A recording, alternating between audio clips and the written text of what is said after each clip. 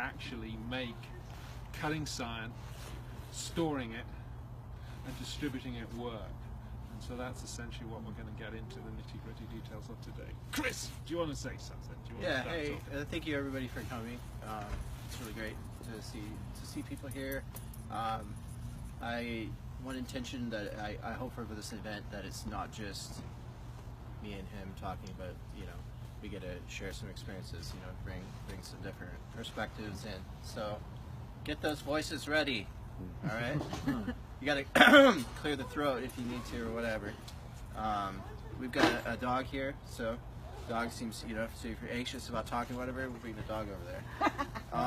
So anyway, I guess one other thing that after that I'll kind of open it up with a little question about why are you here, and just feel free to kind of raise your hand and then just why are you here? What do you want to know? I mean, we have some stuff we're going to talk about for sure. Like for instance, we're going to talk about how to cut correct scion, looking a little bit at the diseases of the tree, how to store the scion, how to label the scion, and then how you can plug in to the Agrarian sharing org and be part of the Agrarian sharing org, because collaborative sharing is needed in a bigger way this year than any time ever. Myself and him, we're really taxed more than we have been in previous years, and so it's going to rely on more people. And also, I know that with our collective efforts, we can bring some really interesting varieties to the table that we can share with everybody. So why are you here? What do you want to know that we can add in addition to what I just brought up? Go ahead, don't feel bashful. I wanted to meet more people that cared about what I cared about. Good. Okay, great. I want to bloody learn, basically. I mean, this time in my life it's great. Keep learning. So that's why I'm here. Can I hear from some others? Some women? I want to learn. When I came down here a year ago, one of the things that was really important for me to bring down was 3 cedar saplings, red cedar saplings from Blooming Nation where I was living. And I was really proud. It was really hard to get those from the forest. And so I'm into cuttings of all sorts. So I was really excited to learn more here about trees that produce fruit. Anybody else? Yeah, we have a farm down in Crestwell, and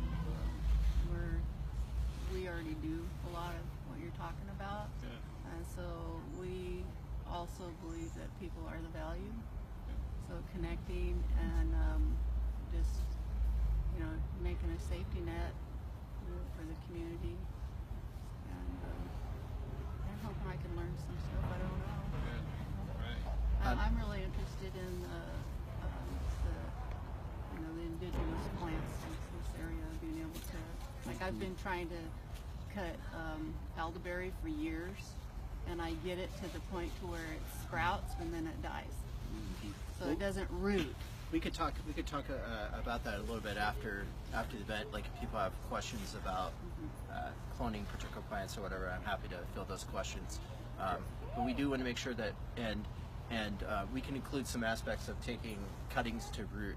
But I would like to stick mostly with the core of what this is about, which is how to correctly cut scion for grafting of fruit tree varieties. But I'm happy to fold in some of those questions about like the sambucus, the elderberry.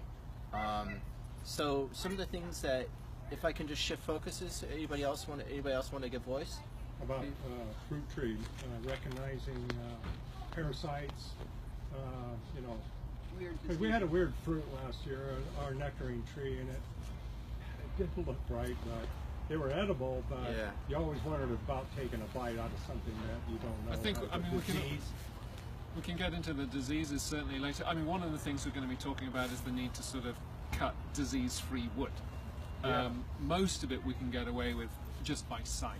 So, and then if you wanted to talk a little bit more specifics about disease on fruit, we'll probably save that to the end. Well, I wouldn't graft anything that had disease, you know. Okay. You're not sure you're passing it on or what. So Oh yeah, well there's a that's fundamental why I responsibility we have to. I mean, one of the things you learn when you get into the propagation trip is that the fastest way to spread disease is to put on a propagation fair or to get into nursery work. So, and one of the things we've actually been is really leading the way in terms of taking a responsible approach to do that. I mean, we know of other networks, other propagation fairs around the country, and we've been certainly right at the forefront of taking precautions to make sure that doesn't happen. Let's sort of, I think it's time for us to move into some of the specifics. I should say that we've got a 20-minute video we put up online last year. It's on our website. Our website is springpropagationfair.com, and you'll hear a lot of details today. A lot of them will probably get lost, but you can always go back to that website and basically get a primer. All the fundamentals are covered in that. It's very friendly, very approachable. And we've got a form on the site that you can use to enter information about scion and so on and so forth. You had a question? Comment.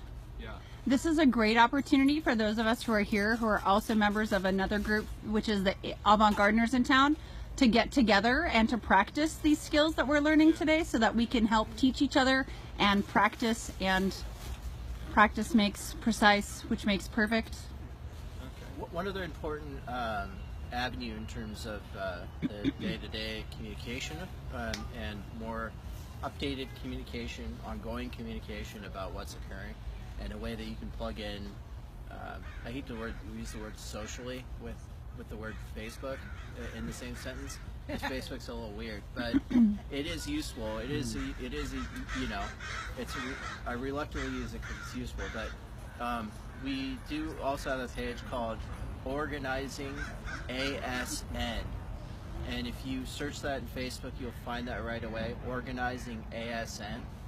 And ASN, an acronym for the Agrarian Sharing Network, which is what we renamed the Lane County Propagation Fair last year when we started throwing a whole bunch of these events together. Which is what you are a part of. That, you know? Yeah. It's not organizing a couple people. or Oregon? Organizing.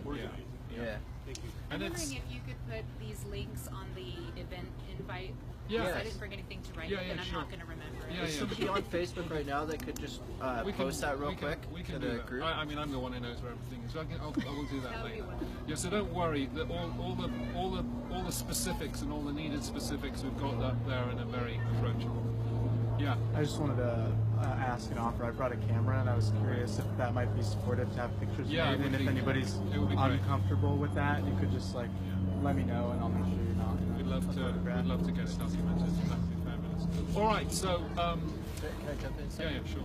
I jump in about what species we did. Yeah, let's try and keep it simple. Yeah. So just simply, the species that we're really going to talking about today are the common fruits that we graft, and so we've been traditionally the group and the propagation fair and the Home Orchard Society in Oregon here have been traditionally propagating apple, plum, peach, sometimes apricot, sometimes almond, and pear, Asian pear, cherry, and sometimes persimmon, and figs and grapes. Yeah, and figs and grapes in terms of cuttings. We don't. You can graft. You can graft figs. You can graft grapes, but you don't generally need to. There are some advantages to grafting figs that I won't really get into right now, and there are some advantages grafting grapes that I won't really get into now. But what we kind of focus on, and Nick's a big grape fan, so he's really been always encouraging people, and I think it's a good recommendation that there are hundreds of good grape varieties in Oregon, actually, many hundreds, and none of those need to be grafted. So including wine. So we don't need to grow wine grapes. We don't need to grow edible grapes by grafting. And I think we can stay away from that. So when we're talking about the grafting, we're not really talking about grape or fig, but all these other varieties of things. So you're saying that you don't have to graft, it'll grow? You can just stick it in the ground. Really? Yeah, you can take a fig cutting, you need to do it the right time of year. Sure. And a grape cutting, you need to do it the right time. You need to get some of the fundamentals right. Okay. In terms of how you do it and where you make the cut, but you can propagate them like that. They don't require anything fancy. All the other crops we're talking about, we're actually talking about grafting a piece of peach wood or a piece of apple wood onto what we call a root stock. Most fruit trees are two trees in one. And so the whole process of plant propagation basically involves marrying a right root stock. If you've got one with a small root system, you get a small dwarf tree. If you've got one with an aggressive root stock, you get a bigger tree. So a right root stock to the variety you want and making a new tree. That's essentially what we're about.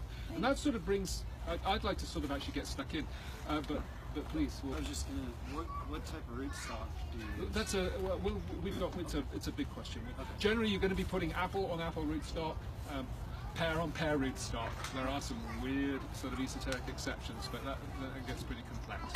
So it's so we do our propagation, most of our propagation, and most of our propagation fairs in March. Any idea why we're out here now cutting wood rather than cutting it fresh in March? Yeah. Trees are dormant now. Right, that's right. What we're trying to do right now is to cut the wood on the tree that's dormant before the buds have really started to wake up, before the saps come up and started to flow. And the main reason for that is that when we graft this material in the late spring, if it had a bud, if we took a scion and it had a bud that was pushing on it or pushing out into a flower, and we grafted it onto a piece of rootstock that was maybe just beginning to push, that scion, that cutting that we put on, would basically be going, trying to suck as much nutrients as it can to get up to support its growth. And trying to do that before the wound between the scion and the rootstock is healed, you'll basically find that what ends up happening is that scion starves and dies. So what we basically do, what we are really trying to do is to gather this material whilst it's dormant, store it somewhere cool and moist, then bring it out in late March as the sap is rising, stick it on a rootstock, and then if you do it right, and it's not too difficult to get it right, you'll find that as that wound begins to heal, so the scion will wake up and shazam, you're away. Now when we cut dormant material is important. Some crop types push much later than others. Most of our apples won't begin pushing for another month or two, but our peaches have already begun pushing. So if we wait another month before we collect our peach material, it's going to be too far gone. But not just peach. Yeah. So peach, almond, apricot, cherry, and plum need to be done in the next couple weeks. And those are actually the varieties, some of the fruit that we most desperately need. We have the least access to quality material of those varieties of things. And anyway. And what would you set a date for something like apple and other varieties? So I think Oliver was putting out we've got a little, you were putting out that little document on when to cut stuff. Yeah. Cool. There is a organizing the ASN. There is a document currently on there, and I only printed 10. Yeah. And it basically the way it rolls through is we'll be doing the peach, and the stone fruit now over the course of the next 2 to 3 weeks. To a degree, it depends on the weather. Mm-hmm. If you get a hot stretch, man, they really start to push quick. Mm-hmm. And then we'll be rolling into the Asian pears, and then the pears and the apples. The Asian pears you want to get them quick. There are some other techniques we can use. I mean, you'll find that generally on trees, the bud will be pushing at different rates. Sometimes we get to trees late, and a lot of the buds have already begun pushing. But if you go onto the north side of the tree, into the shade, you can often find buds that are quieter. So that's one of the ways we can work with that trend. All right. I'd like to weave in some terminology. Yeah. Would it be useful for the group to weave in a little bit of terminology? Yes. With that, okay. So this right here is either this is a peach. What is this? Peach, almond, or apricot? It's an apricot, yeah. Okay. Well, there you go. And so this, what I'm going to talk about, applies to any plants. So when he's talking about bud, he's talking about the little nodules here on the wood, where new branches, flowers, and then fruits could potentially set. And in between the bud is what's called the interstem, the in-between place on the stem, in between a bud, and that's actually where we graft. We don't want to be grafting at the edge of a bud. We want to be grafting in such a way that when we're adding a piece of wood on top of a rootstock or on top of an existing tree, we're not bothering the buds, because the buds are where the growth is going to happen.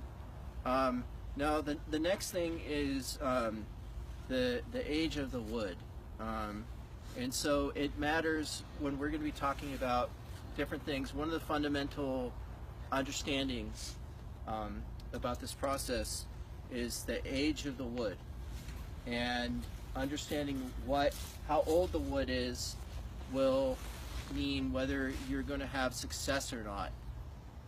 When people are starting out or experimenting or desperate to save some variety, you can sometimes use older wood, but let's just assume that you can't, because it generally doesn't work very well.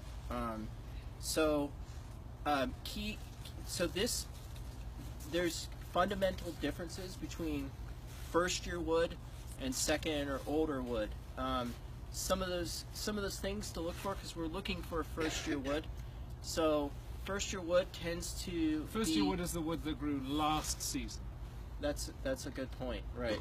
So it's becoming it's almost a year old.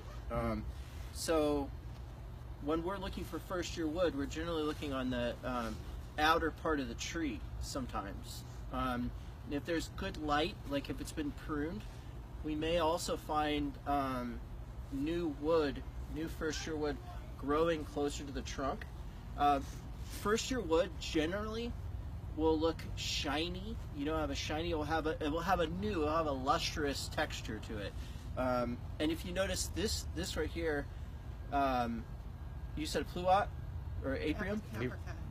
It's apricot plum cross, so aprium or pluot. On this aprium or pluot, I would say it's probably a pluot because it has more peach characteristics than plum. But either way, on I lost my train here a little bit, but on first year wood, it's going to look fresh and new, and if you kind of analyze different, you want to know what you're looking at. You want to know if it's a plum or an apple, or because that's one of the fundamental things. And you'll notice if you take some time to do some observation, right? One of the fundamental things of gardening is observation, being in the seasons. And if you notice out on the edge here, this is the first year wood. This is what pushed last year and grew. And this piece of wood is fresh and new. And you notice the bark develops as you go down, and eventually at the trunk it gets furrowed. So we're really looking for, like I said, lustrous, shiny, sometimes shiny, fresh, new looking wood. If you're not sure, one last thing, if you're not sure if it's first year wood or second year or third year or whatever, because sometimes when things haven't been cared for, this right here may be like only this tall, maybe an inch or less, and that's not really good material to use, but that's all that you could really graft with. You'll know that it's not first year wood if it has branching, and sometimes the branching is not very noticeable. Like here, it's not very noticeable in plum and peach and cherry often, but you'll notice the bud is raised a little bit. the place where the buds are coming out is raised out a little bit, and that's an indicator that it's not first year wood. And you can see, you pretty quickly, once you get into trees and you start working with them, you can essentially determine where first year wood is. As I said, as Chris was saying, the toughest part is that sometimes you'll walk up to a tree and you won't actually see that there's only a tiny little bit of growth at the end of at the end of a branch that counted for first year growth last year. But you can basically see it. You can typically see the way it works. This is first year growth, and then it comes down to this point. What's that? What's the botanical term for that there? I guess I'd call it a callus. A callus. Somebody might have. So you can see that this was growth last year. This was growth. Where do we go down to? There. 2 years before. And this was growth that went down to there the year before that. So we've got 3 years growth on this. And as he said, we're basically looking to cut first year growth wherever we can. We're looking, diameter's important. And one of the reasons the diameter of the wood is important, that we have a sort of a perfect type we aim for, is that a lot of the propagate, one of the things we're not just doing was not just cutting wood that's easy to cut, that's healthy to cut. We're also keeping in mind of where it's going to go and how we're going to and how it's going to be stored. So constantly in the process, we're looking to find a wood that not only cuts well but that stores well, and then when we get it out the other end, it's the right size for us to graft. And most of the material, most of the root stock that we're going to be grafting material onto is between 3/16 and 1/4 of an inch in diameter. We'll show you what that looks like. Basically, we're looking at pencil diameter. That's when you get to a tree, you'll find scion in all sorts of different sizes on the tree. We're basically looking for scion that's as close to it could be smaller, it can be larger, but basically that's what we're looking at. That's the stuff that's going to be really useful. That's the stuff we're going to pick first, and that's the stuff that we know we can graft. Some of the smaller stuff or larger stuff that might not be so useful. Like this piece right here, I picked. It's actually not even good wood at all, but I picked something that we receive a lot of this kind of stuff, and if it's a really important variety, I can take a couple pieces of wood and jam it into the top and do a wedge graft and do some kind of, I don't know, hokey magic or whatever, and hope. But this right here, this doesn't have a lot of, and this right here, this is all this is, and it's burnt too, and so it doesn't have a lot of vitality. And a lot of what we receive as people bring stuff in is stuff where the first year of wood ends up being up here, and they're like, oh no, you know, like that was my last chance at grafting this variety, and I brought something that is really marginal. And sometimes it can work, sometimes it can't, but when you're cutting through a lot of buds and trying to graft on, that creates multiple problems. And one of them is that when you have to wrap up that graft cut, and when that happens, the buds are pushing out of where you wrapped, and it's basically allowing air to enter in, and it's no longer a protective, moist environment where that wood can callus. And the conductive tissue called phloem, which actually starts with a PH, but phloem, where the phloem connects, P-H-L-O-E-M, phloem, where the phloem will connect from the rootstock material, or what you're grafting onto, the mother material, and then the scion, which is what you put on top. So anyway, getting ideal wood is really important. I'll pass this around. And though remember, this is only what we could use, but if this was all first year wood, this is generally a good size. It could be a little bit bigger, but no smaller than the top. Also, when you're gathering scion, it's actually good to have it straight. So this piece isn't ideal in that way too. It's got some curvature. You can graft something with curvature, but it's a little weird. And you know, we have issues with the globe, right? And understanding how big continents are, because when you take the globe and you make it flat, it makes the United States look a lot bigger than it really is, right? And it makes Europe look smaller than it really is. So Anyway, so there's issues with curvature, making curvature flat. And when you graft, you have to graft flat surfaces. And so when you're taking curvature and you're trying to make it flat, it can sort of work because it's new wood, it's a little bit flexible, but it's not ideal. Chris, can I ask a clarifying question real quick? Yeah. So you say that you want to have just the first year wood. Is there a minimum length that you can give us? Yeah, generally we like to cut wood that's about 12 inches long. Okay. It's easy to work with. We can find them, we can fit them in most plastic bags that we work with, and we can get a couple of cuttings out of it, 2 or 3 cuttings out of it. So typically what we're going for is about a foot long. You'll find that some wood on trees isn't actually a foot long, so you cut it shorter. Yeah. If there were second year wood in there, would that like? Well, generally what you're wanting to do is clean it up before you package it up. I mean, you'll find that it sort of naturally leads into that. Could that be just hooking up the buds? You'll just basically come along and you'll just cut like for example, if I've got a piece of wood here and I'm putting this into a bag, here's the first year wood. Again, this is not exactly what we would hope for because it's skinny. Here's a better one. Okay, not so much vigor. But basically what happens here is the first year wood comes down to there, and then it's second year wood, and I just come in like that, boom, and do that. And once you get the hang of it, you can actually start doing a lot of that at once. So that's like half what the minimum weight you suggested was. Yeah, but that's still usable. Okay. I mean, if that's all you've got, that's what we go with. It's perfectly fine. One thing too, when you're packing up the scion, which we'll get to in a minute. I don't want anybody's questions, to be left out. And we're also going to try to open up to some of the other ASN people so they can give their perspectives too. But when you're collecting scion and when you're making bundles to put in the refrigerator and to distribute them through the ASN network, it actually, from a disease perspective, the first year wood has had less time to be in contact with everything from fungus to pests like the San Jose scale or other things that affect. A lot of it's fungus that we're dealing with, but it also viruses in plants tend to conduct very slowly through the tissue. So that's another reason why we want to use first year wood, because fruit tree viruses, there are tons they're not really well known about in terms of like in our circles. Even I study a lot about fruit, and I don't know too much about fruit tree viruses, but they do exist. And so you can actually, it's good to get again the first year wood because it tends to have a lower virus load in it, and so when you graft it on, that will equate to better vigor.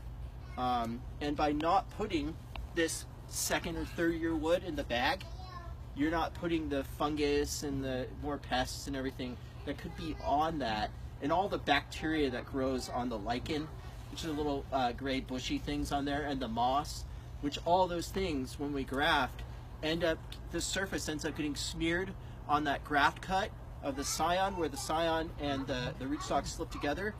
And so that plant, its immune system has to overcome all of that necrotic, that decaying bacteria and fungi and whatnot.